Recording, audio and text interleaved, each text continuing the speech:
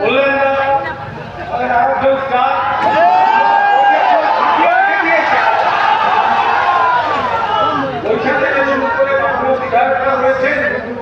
Senior নেত্রীরা রয়েছেন ছাত্রছাত্রীরা যারা আজকে আপনারাও রয়েছেন যারা এখানে ভাষণও দিলেন। মমতা বন্দ্যোপাধ্যায় বলেছিলেন 5টা জেনারেশন তৈরি করে দেখে যাব। আয় কাটনরা দেখে যা মমতা ব্যানার্জির ক্ষমতা, আয় ঘরটা দেখে যা মমতা ব্যানার্জির ক্ষমতা, আয় বিজেপি দেখে যা মমতা ব্যানার্জির ক্ষমতা। এখানে তো আমাদের হাতটা ভাঙা 13,000 দিয়ে করতে হবে। আগের বার মানুষ চলে এসেছিলেন, আবার করে চলে গেছে। আরে তারপরে তো আমার আইন মেনে ওই অবস্থা। আর ওপাশে যারা করার কি দরকার? আমার পাড়ার মোড়ে রামমোহন হল বলে দিতাম 300 সিটে হয়ে যেত, তার মধ্যে 100 হচ্ছে পুলিশ। একটা কথা বলি শুনুন, ছাত্রছাত্রীরা তাদের কথা বলে গেছেন, মমতাদিও ছাত্র আন্দোলন থেকে পেয়েছেন। ছাত্র সমাজের জন্য যা যা করার নতুন কলেজ ইউনিভার্সিটি পরিকাঠামো মমতা ব্যানার্জি করেছেন। কিন্তু আজকে শুধু ছাত্রদের নিয়ে থাকলে হবে না, আপনাকে ভাবতে হবে কন্যাশ্রী থেকে সবুজ সাথী, আপনার পরিবারের যে 100টার মতো সামাজিক সুরক্ষা, এগুলো কিন্তু একজন ছাত্র বা ছাত্রীর জীবনকে সাহায্য করছে। ফলে আমরা বেইমান নই, আমরা কৃতজ্ঞ নই। এখানে যে বিধায়করা বসে আছেন বা যারা আরো দূরে আছেন, আমরা পরিষ্কার বলছি, তৃণমূল কংগ্রেসের টিকিটে জিতে আজকে যদি মমতা বন্দ্যোপাধ্যায় ক্ষমতায় আসতেন, দিদি দিদি দিদি দিদি দিদি দিদি দিদি, অভিষেক একটু সেলফি হবে, সেলফি। আমি অভিষেক এখানে রয়েছেন, আমি অনুরোধ করবো যে কটা খদ্দার ধোপার বাড়ি গেছে, যে কটা দিল্লিতে 20 খানা, আর এখানে যারা গেছে তাদের মধ্যে সকলকে খারাপ আমি বলবো না, কয়েকটা চোর নিজেদের সম্পত্তি আড়াল করতে গেছে।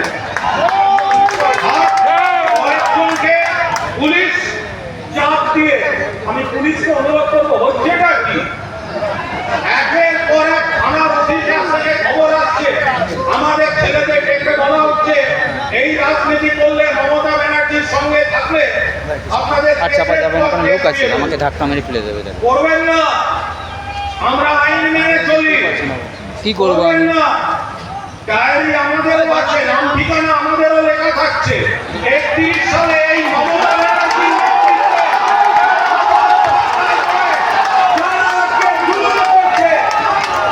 তাদের বিচার হবে। বিজেপি ভয় পাচ্ছে, বিজেপি ভয় পাচ্ছে, কারণ তারা ওরা জানে ইলেকশন কমিশনকে ব্যবহার করে ওরা আপনাকে প্রোটেকশন দেওয়ার ব্যবস্থা করছে। আর ওই বালিশকাটা কুত্তা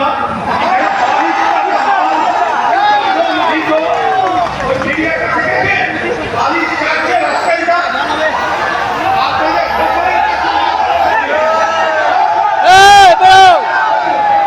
হবে তো,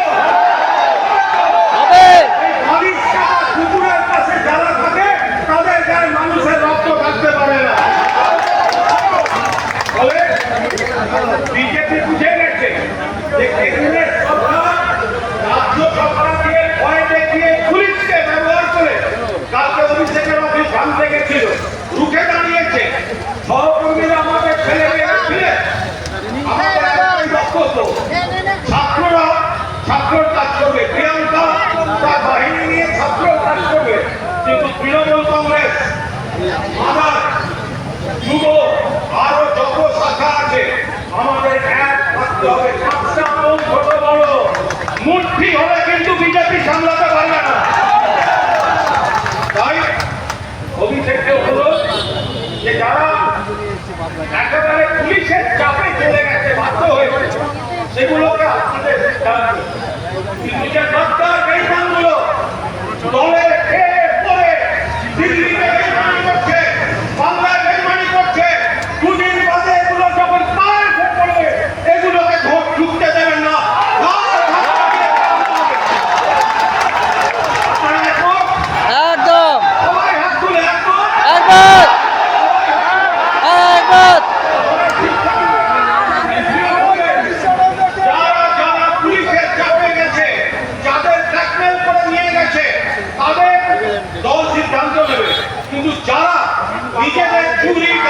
বাঁচাতে নিজেরা গিয়ে ওখানে এই বিশ্বাসঘাতকতা করেছেন।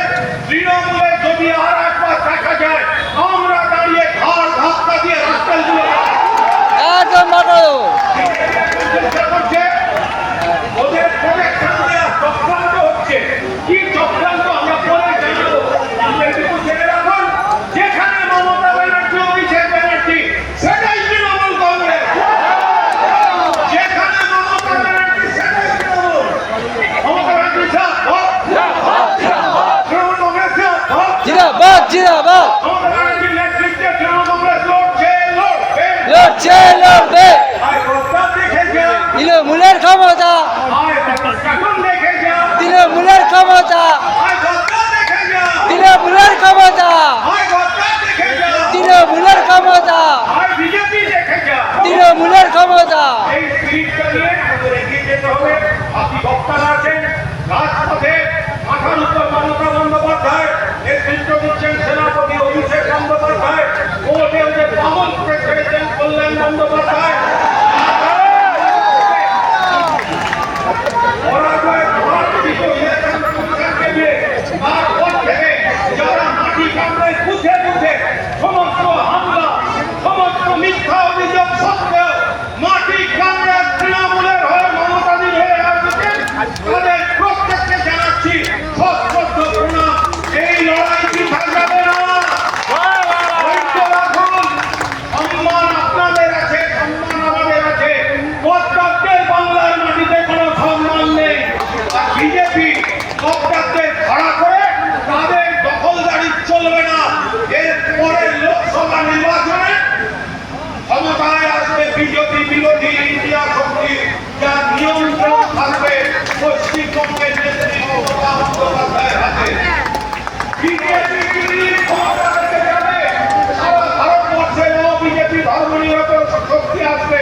তারপর দেখো এখানে যারা দিল্লির ক্ষমতা নিয়ে আপনাদের বাড়ি বাড়ি মা বোনেদের উপর অত্যাচার করছে, মিথ্যা মামলা দিয়ে আপনাদেরকে হয়রানি করছে, লোক দেখিয়ে টেনে নিয়ে আসছে, আর এই গলায় ভক্ত করিয়ে পালিশ কাটা কুত্তা হলো বাড়িতে তৈরি করেছে। এরা